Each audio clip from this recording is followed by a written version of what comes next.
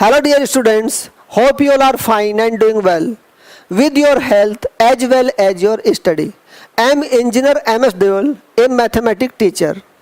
I have done BTech from IIT Roorkee and more than 18 years teaching experience. I have students prepare for board examinations and engineering entrance examinations like IIT Advanced, GMain and all other engineering entrance examinations. As a teacher, it is my deep concern. As we all know that it's Corona time, we all have to be very precautious, knowing that education is the key to success. The ones who utilize this golden time are going to come out with flying colors. And the ones who are not studying, I would like to advise them that it's never too late to mend.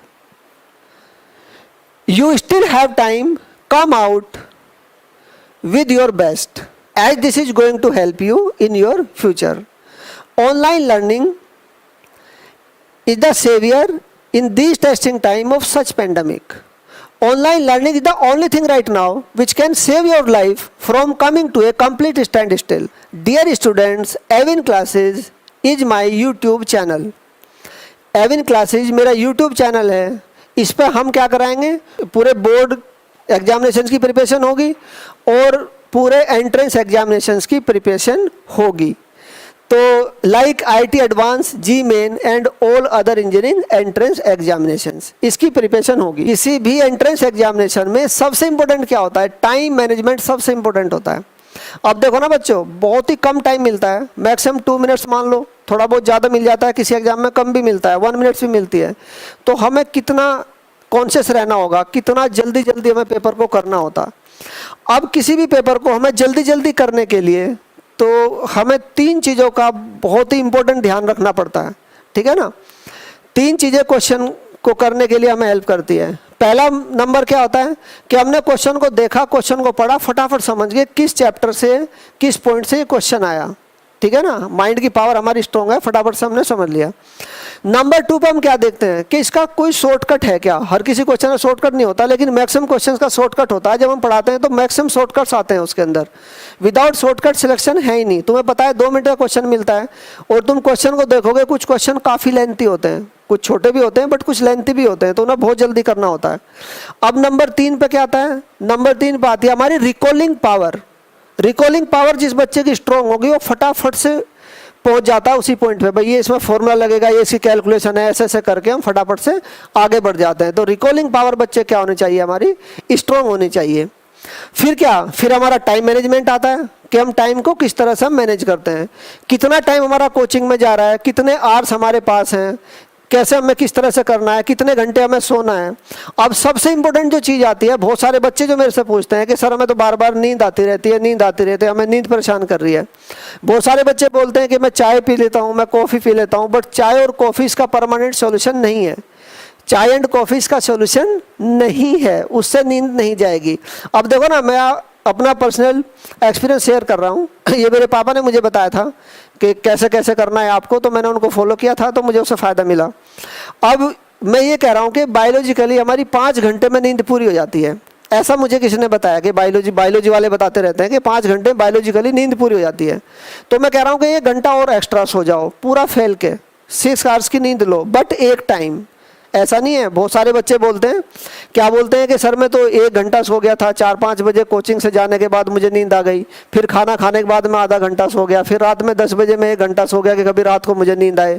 तो पूरे time table का सत्यानाश, कुछ नहीं होने वाला. ठीक है ना. ना नींद ही हमारी रही कंप्लीट हुई और ना हम पढ़ ही पाए. ठीक है ना. हम पढ़ भी नहीं पाए और नींद भी पूरी नहीं हुई, तो हमें ऐसा कोई काम नहीं करना. ठीक है ना. अब मैं जो तुम्हें बता रहा हूँ तुम्हें उसे फॉलो करना है. देखो ना, कुछ बच्चे 11 बजे सो जाते हैं, कुछ 12 बजे सोते हैं, कुछ को लेट नाइट पढ़ने की आदत होती है अपने कोचिंग के हिसाब से, जिस तरह भी उनका टाइम टेबल है. कोई बच्चा 2 बजे सो रहा है, सपोज कोई 2 बजे सो रहा है, तो 6 आवर उसके अंदर ऐड करो, तो 8 बजे जग जाओ. कोई 12 बजे सो रहा है तो 6 बजे जग जाओ. कुछ मेरे जैसे थे जो 10-11 के बीच में सो जाते थे, 11 बजे तक ही सो जाते थे. कोई 11 बजे 11 o'clock सो रहा है तो उसमें 6 आवर ऐड करो तो 5 बजे उठ जाओ. 6 घंटे से ज़्यादा नींद नहीं लेनी, कुछ सेक्रीफाइस करना पड़ेगा तभी सिलेक्शन होगा, अदरवाइज नहीं.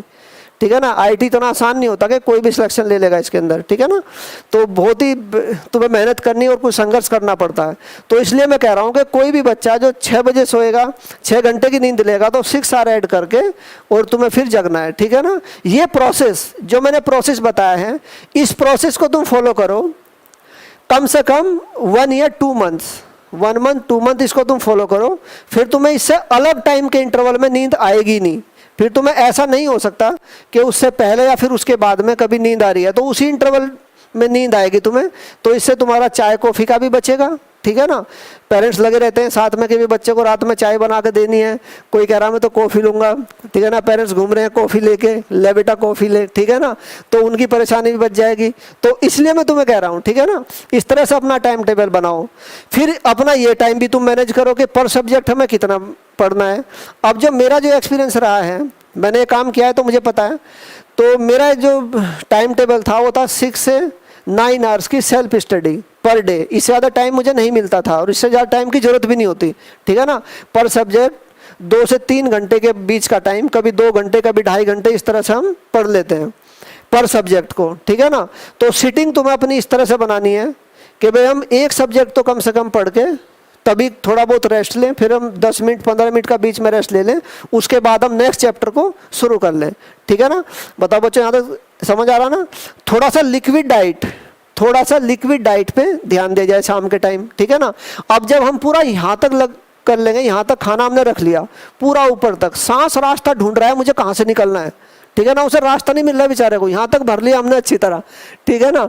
तो फिर कैसे पढ़ाई होगी बताओ बच्चों, कैसे पढ़ाई हो सकती है। कुछ तुम्हें सेक्रीफाइस करना पड़ेगा। तो शाम को लिक्विड डाइट, ठीक है ना, ज़्यादातर कोशिश किया करो कि हम लिक्विड डाइट ले लें, तो उस लिक्विड डाइट से तुम्हें फ़ायदा मिलेगा, ठीक है ना। तो ये बात हमारी यहाँ तक की होगी कि इस तरह से हमें टाइम को मैनेज करना है। सपोज एक सब्जेक्ट हमारा काफ़ी आगे जा रहा है, पता चला हमारा फिजिक्स बहुत स्ट्रॉन्ग चल रहा है, आज मुझे उसे 1 घंटा पढ़ने की ज़रूरत है, 1 घंटे ज़्यादा की ज़रूरत नहीं है, मेरा सारा वर्क कंप्लीट है, मैंने उसका टेस्ट भी दे दिया, सारे चैप्टर्स मेरे क्लियर है, मैंने उसका पूरा रिवीजन भी कर चुका मैं, तो मुझे इससे ज़्यादा पढ़ने की ज़रूरत नहीं है उसको। और मैथ्स मेरा काफ़ी पीछे चल रहा है, तो वो टाइम मैथ्स को दे दो। फिर पता चला मैथ्स आगे निकल गया, फिजिक्स पीछे रह गया, तो उसको दे दो। फिर तीनों इक्वल हो गए PCM, फिर तीनों को इक्वल टाइम दे दो। तो कम से कम 2 से 2.5 घंटे तो ये तुम्हें मैथ्स फिजिक्स केमिस्ट्री ये तुम्हें पढ़ना ही होगा। इस तरह की प्रिपरेशन तुम्हें करनी पड़ेगी। टाइम को बिल्कुल इक्वली डिवाइड करके तीनों सब्जेक्ट को सिलेक्शन तीनों सब्जेक्ट से ही होगा। तो ये मेरी आपको एडवाइस थी। तो ये मैंने तुम्हें समझा दिया अच्छी तरह से किस तरह से करना है, ठीक है ना। अब इस आगे मैं एक और तुम्हें एक छोटी सी बात, एक छोटी सी स्टोरी एक शेयर करनी चाह रहा हूँ मैं। ये मेरे पापा मुझे सुनाया करते थे, बहुत ही अच्छी है, ठीक है ना। तो इसको मैं आपको के साथ शेयर करना चाह रहा हूँ। वो क्या है, वो ये था कि वो बताया करते थे कि सरयू नदी के तट पर एक ऋषि मुनि रहते थे। सरयू नदी के तट पर क्या रहते थे, एक ऋषि मुनि रहते थे अपने आश्रम में, अपनी कुटिया में, ठीक है ना। वहीं आसपास कोई छोटा सा गांव था, वहाँ के लोग ऋषि मुनि के दर्शन वर्शन आशीर्वाद लेने के लिए जाते रहते थे। तो एक लड़का, ठीक है ना, कम माइंड अच्छा था बट कम पढ़ने वाला था, तो वो सोचता था कि बिना पढ़े मेरा कुछ हो जाए, कुछ ऋषि मुनि के आशीर्वाद से ही मेरा कुछ हो जाए, मुझे पढ़ने की जरूरत ही ना पड़े और मेरा कुछ हो जाए। तो वो भी कुटिया पे गया। अब ये ऋषि मुनि हैं, ये बहुत ज्ञानी लोग होते हैं, ठीक है ना, अंतर्ध्यामी होते हैं, इन्हें सब पता होता है कि भाई ये किस पर्पज के लिए आ रहा है, किस मतलब से आ रहा है ये, ठीक है ना। तो जैसे ही वो बच्चा उनके पास जाता था, जाके प्रणाम करता था, ऋषि मुनि प्रणाम, बैठ जाता था, तो ऋषि मुनि अपना फेस चेंज कर लेते थे। अब बच्चे को लगा कि बेटा तुम्हें बिना नहाए आया हूँ, क्योंकि बच्चों में नहाने वाली भी तो प्रॉब्लम है ना कुछ में। जो बच्चा नहीं नहाता तो उसका तो सुबह शाम तक तो वैसे ही खराब हो जाएगा। सुबह नहा लोगे तुम तो माइंड बहुत ही अच्छी तरह से वर्क करेगा, बहुत ही अच्छी तरह से काम करेगा, हम फ्रेश रहेंगे, रिफ्रेश रहेंगे, अच्छा लगेगा। तो अगले दिन फिर वो नहा के जाता है कि चलो भाई हो सके मुनि ने इसलिए मेरे से बात ना की हो तो मैं नहा के जाता हूँ। तो नहा के गया, तो ऋषिवर ने फिर अपना फेस चेंज कर लिया, उससे बात नहीं की। फिर वो 3rd टाइम गया, फिर भी उससे बात नहीं की। अब वो 4th टाइम जाता है, तो ऋषि मुनि को लगा ये बच्चा बार बार आ रहा है, मुझे कुछ कहना चाह रहा है, तो मैं आज इसकी बात जरूर सुनूंगा, ये कुछ कहना चाह रहा है तो मुझे इसकी बात सुननी है। तो ऋषि मुनि ने कहा बताओ बच्चे क्या बात है, किस काम से आए हो, तुम क्या कहना चाह रहे हो, मुझे कह दो। तो उसने बताया कि हे ऋषि मुनि, हे ऋषिवर, मुझे ऐसा आशीर्वाद दो कि मैं पास हो जाऊं। तो ऋषि मुनि को हो सके वो बात पहले से ही पता हो, तो मुझे ऐसा आशीर्वाद दो। तो ऋषि मुनि बोले कि बेटा आशीर्वाद तो मैं तुझे जरूर दूंगा, लेकिन जो मैं कह रहा हूँ तुझे वो करना पड़ेगा। जो मैं तुझे कहूँगा, जो मैं तुझे समझाऊंगा, तुझे वो करना पड़ेगा। तो उस टाइम तो ये था ना, किसी को कुछ चाहिए तो वो सारी बात एक्सेप्ट करता ही है। तो बच्चा बोला कि हे मुनिवर, जो आप कहोगे मैं उसी बात को मान लूँगा, पूरी तरह से मैं उस बात को मान लूँगा, आप मुझे बताइए। तो बच्चा बोला कि मुनि बोले कि चलो बच्चा मेरे साथ चलो, खड़े हो जाओ। तो बच्चा ऋषि मुनि के साथ चल दिया कि चलो। ऋषि मुनि धीरे धीरे नदी की तरफ बढ़ने लगे और नदी के किनारे पर पहुंच गए, और वो धीरे धीरे धीरे धीरे अंदर घुसने लगे। पहले पानी घुटने तक था, फिर थाई तक आया, फिर चेस्ट तक चला गया, वहां पर जाकर रुक गए। अब ऋषि मुनि बोले कि बेटा इसमें डुबकी लगाओ पानी में। अब बच्चे ने तो कहते ही डुबकी मार दी। अब ऋषि मुनि ने जैसे उसने डुबकी लगाई तो उसकी गर्दन पकड़ ली। अब गर्दन को दबा दिया पानी के अंदर थोड़े टाइम के लिए। तो जैसे उसका सांस रुकने लगी तो झटपटा पूरी तरह से फटाफट एकदम ऐसे ऐसे करके तो बाहर निकला, और उसने अपना पानी से फेस बाहर किया। और वो बोला कि हे मुनिवर ये क्या, तो आप तो मेरे प्राण ही ले लेते आज। तो ऋषि मुनि बोले नहीं, मैं तेरे प्राण नहीं ले रहा था, मैं तुझे कुछ मैसेज देना चाह रहा था, तुझे कुछ समझाना चाह रहा था, तुझे कुछ बताना चाह रहा था मैं। अब चलो मेरे साथ कुटिया में। तो दोनों कुटिया में आ गए, कुटिया में बैठे, और तो ऋषि मुनि ने उसको बताया कि देखो जितनी कोशिश तूने अपने प्राण बचाने के लिए की है, जितनी कोशिश तूने अपने प्राण बचाने के लिए की है, अगर तू इतनी कोशिश पढ़ाई में करेगा, इतनी मेहनत पढ़ाई में करेगा तो 100% तू पास होगा, तुझे सक्सेस मिलेगी। अब जाओ घर जाके इतनी कोशिश करो, इतनी मेहनत करो, और जब सक्सेस मिल जाए, जब पास हो जाओ तो तब मेरे पास फिर आना। तो बच्चा चल दिया कि हे ऋषिवर मुझे आशीर्वाद दो, मैं इतनी मेहनत करूँगा। तो ऋषिवर ने उसको बोल दिया कि जाओ मेहनत करो और फिर मेरे पास आना। तो बच्चा फिर अपने आप चला गया घर पे, ठीक है ना। तो ये एक इस तरह से उन्हें बताया कि इतनी मेहनत अगर तुम करोगे, इतना डेडिकेशन तुम्हारे अंदर होगा, जितना तुमने अपनी जान बचाने के लिए झटपटाए ये वो इतनी मेहनत करोगे तो सक्सेस 100% मिलेगी, 100% मिलेगी। तो इसलिए आपको अपने आप को जीतने की जरूरत है, आपको अपने आप को जीतने की जरूरत है। और ये मोटिवेशन आपके अंदर कहाँ से आएगा? ये मोटिवेशन सिर्फ आपको आपके अंदर से मिलेगा। ये मोटिवेशन आपको आपके अंदर से मिलेगा। जब आपको कोई कहे कि आप कुछ कर नहीं सकते, आप तो बेकार हैं, आप किसी लायक नहीं हैं, ठीक है ना, आप तो लाइफ में कुछ कर ही नहीं सकते, आपने आज तक कुछ किया ही क्या है, जब इस तरह के शब्द कोई आके आपके सामने बोले तो उसे कहना मेरा लक्ष्य हाथी का बच्चा है, इसे पैदा होने में टाइम लगता है, बट जब ये पैदा होगा और ये धरती पर चलेगा तो पूरी धरती कांपेगी। जब ये चलेगा तो पूरी धरती कांपेगी, पूरी धरती कांपेगी, ठीक है ना, ये उन्होंने बोला पूरी धरती कांपेगी। तो फिर क्या हुआ? फिर वो बोला कि मैं पढ़ूंगा, मैं मेहनत करूंगा, मैं लाइफ में आगे बढ़ूंगा लगातार, क्योंकि रफ्तार से आगे बढ़ना जीत नहीं, लगातार आगे बढ़ना जीत होती है। रफ्तार से आगे बढ़ना जीत नहीं, लगातार आगे बढ़ना जीत होती है। रफ्तार से खरगोश दौड़ता है लेकिन जीत कछुए की होती है। क्यों?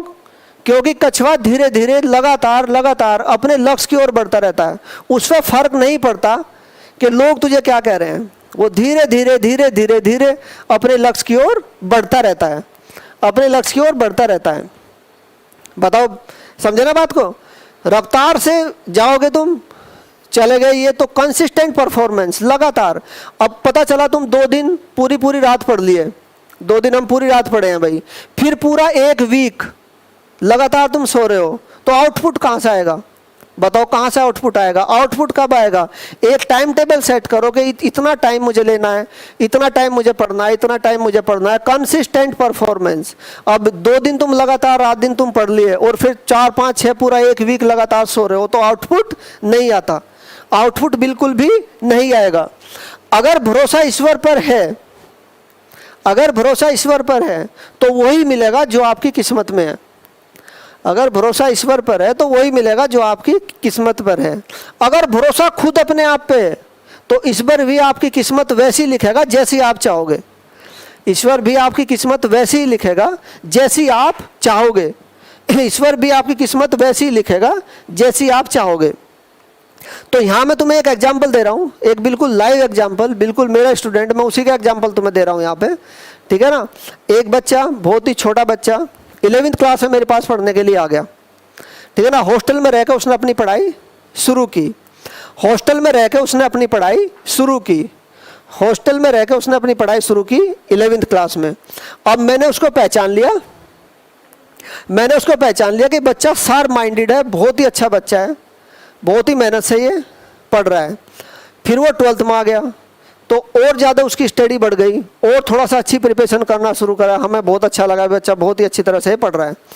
अब जैसे उसने सारे एग्ज़ाम दिए तो जैसे उसका रिजल्ट आया तो उसने ऑलमोस्ट 4000 रैंक जीमेन में कलेक्ट की और 9000 के पास उसकी आईटी में रैंक आ गई। तो हमें बहुत अच्छा लगा। उसका फ़ोन आया, वो खुद मिलने आया हमारे पास। जब वो मिलने के लिए आ गया तो उसने सारी बात बताई, सर मेरी ये रैंक है, वो रैंक हम पहले देख ही चुके थे उसकी। तो बच्चा मुझे थोड़ा अलग को ले गया, वहाँ और भी बच्चे थे, थोड़ा अलग हटा के मुझे ले जाता है बच्चा। और फिर बच्चा बोलता है कि सर मैं एक रिक्वेस्ट करनी चाह रहा हूँ। मैं कहा बोलो, बताओ बेटा क्या है। तो बच्चे ने मुझे बोला कि मैं ये चाह रहा हूँ कि मैं एक चांस और ले लूँ, अभी मेरा एक अटैम्प्ट बचा हुआ है आईटी, एक 12th के साथ और एक 12th के बाद। 2 अटैम्प्ट तो मैं देती है ना, 12th के साथ एंड 12th के बाद 2 अटैम्प्ट होते हैं हमारे पास। वो कह रहा मेरा 12th के बाद वाला अटैम्प्ट बचा हुआ है। तो मैंने बोला बेटा इतनी अच्छी तेरी रैंक आ गई, 4000 रैंक आ गई और आईटी में तेरी 9000 रैंक ऑलमोस्ट है, तो तुझे अच्छा मिल जाएगा, तो अपना एडमिशन ले ले। कह लगा सर मेरे पापा भी यही कह रहे हैं, पेरेंट्स मेरे यही बोल रहे हैं कि तू एडमिशन ले ले, बट मुझे ऐसा लग रहा है मेरे अंदर कुछ बचा हुआ है, अभी और भी मेरे अंदर कुछ बचा हुआ है, मैं चाह रहा हूँ कि 1 साल और प्रिपरेशन कर लूँ, ठीक है ना। तो मैंने उसे समझाया बच्चे को कि बेटा 1 साल बहुत टाइम बाद आता है, बहुत ही बड़ा टाइम है। ये जो तेरे साथ के बच्चे सेलेक्ट हो चुके, ठीक है ना, ये तुझे फ़ोन करते रहेंगे, डिस्ट्रैक्ट करेंगे कि भाई तेरा क्या चल रहा है, अब तेरा ये वो इस तरह से, तो तुझे ऐसा लगेगा यार वो चले गए, उनका 1 सेमेस्टर पूरा हो गया, अब 2 सेमेस्टर पूरे हो गए, तो तुझे भी ऐसा लगेगा कि मैं भी उनके साथ होता तो मेरा भी हो जाता। क्या लगा नहीं सर मैं सोच रहा हूँ, एक बार पापा को भी आप समझा देना, और पापा भी कह रहे कि एडमिशन ले ले, एक बार उनको समझा देना और एक चांस मुझे और मिल जाए, तो मुझे ऐसा लग रहा है। अब वो समझाने के बाद भी ये बात कह रहा है, तो मैंने उसे बताया कि 1 साल बहुत टाइम बाद आता है, और जो डेडिकेशन तेरे पास आज है, जो तेरे अंदर डेडिकेशन है आज, जो जुनून जज्बा तेरे अंदर आज घुसा हुआ है, वो पूरा साल अगर रख सकता है तो प्रिपरेशन करना, अदरवाइज मत करना, छोड़ दे प्रिपरेशन, ठीक है ना, एडमिशन ले ले। तो कह रहा नहीं सर मैं पूरा साल ऐसा ही करूँगा। तो पापा आए उसके, मैंने थोड़ा सा उनको कन्विंस किया, उनको बताया भाई बच्चा चाह रहा तो चलो एक चांस और दे देते हैं इसको। तो वो भी मान गए कि चलो जी आप कह रहे हैं तो चलो एक चांस और बच्चा ले लेगा। तो उसने पूरा साल उसी डेडिकेशन के साथ मेहनत की। उसने इस तरह से मेहनत की, जो उसने 11th पढ़ा था, जो 12th पढ़ा था, उसने ये सोच के मेहनत की है कि मैंने कुछ भी नहीं पढ़ा, मुझे हर चीज़ को दोबारा से प्रिपेयर करना है। छोटे से छोटा फॉर्मूला, sin 2a का फॉर्मूला मुझे 2 sin a cos a बोलना है, इस तरह से प्रिपरेशन करनी है। मुझे बिल्कुल भी ये नहीं सोचना कि ये मैंने पहले प्रिपरेशन किया हुआ है, मैं इसको ट्राई ना करूं या इसे रिवाइज ना करूं, इसका रिवीजन ना करूं। उसने हर चीज़ को, छोटी छोटी चीज़ को दोबारा से रिवाइज किया, ठीक है ना। और फिर उसने एग्ज़ाम दिया, तो आईटी में रैंक आती है 0061, यानी कि 61 rank in IT advance, 61 rank in IT advance. तो इसलिए मैं कह रहा हूँ अगर बच्चे का डेडिकेशन होगा और वो मेहनत करेगा, अपनी किस्मत को खुद अपने आप लिखेगा, ठीक है ना। जो मैंने अभी अभी इसमें बोला है, अगर भरोसा खुद अपने आप पे है तो ईश्वर भी आपकी किस्मत वैसी लिखेगा जैसी आप चाहोगे। तो ये चीज़, ये तो उस बच्चे का था, ये उस बच्चे का था। अब मैं दूसरी बात तुम्हें बता रहा हूँ, ये बात तुमने भी सुन रखी होगी। बुझी समा भी जल सकती है, बुझी समा भी जल सकती है, तूफानों से कश्ती निकल सकती है, तूफानों से कश्ती निकल सकती है, तूफानों से कश्ती निकल सकती है। होके मायूस यूं ना बैठ मेरे दोस्त, होके मायूस यूं ना अपने इरादे बदल मेरे दोस्त, क्यों तेरी किस्मत कभी भी बदल सकती है। बताओ समझे ना, होके मायूस यूं ना अपने इरादे बदल मेरे दोस्त, तेरी किस्मत कभी भी बदल सकती है। अब यहाँ पे मैं तुम्हें एक बच्चे का और तुम्हें मैं एग्जाम्पल दूँ, तो यहाँ भी एक एग्जाम्पल सटीक मेरे पास है। एक बच्चा हमारे पास एक बच्चा हमारे पास पढ़ता था, 12th पास के बैच में वो पढ़ा करता था, वो 12th के पास के बैच में पढ़ा करता था। तो थोड़ा इस टाइप से ही था कि पढ़ लिए, चलो भाई आ रहे, कभी छुट्टी कर ली, कभी थोड़ा इधर उधर हो गया मटेरियल, ठीक है ना। तो वो चलता रहा चलता रहा।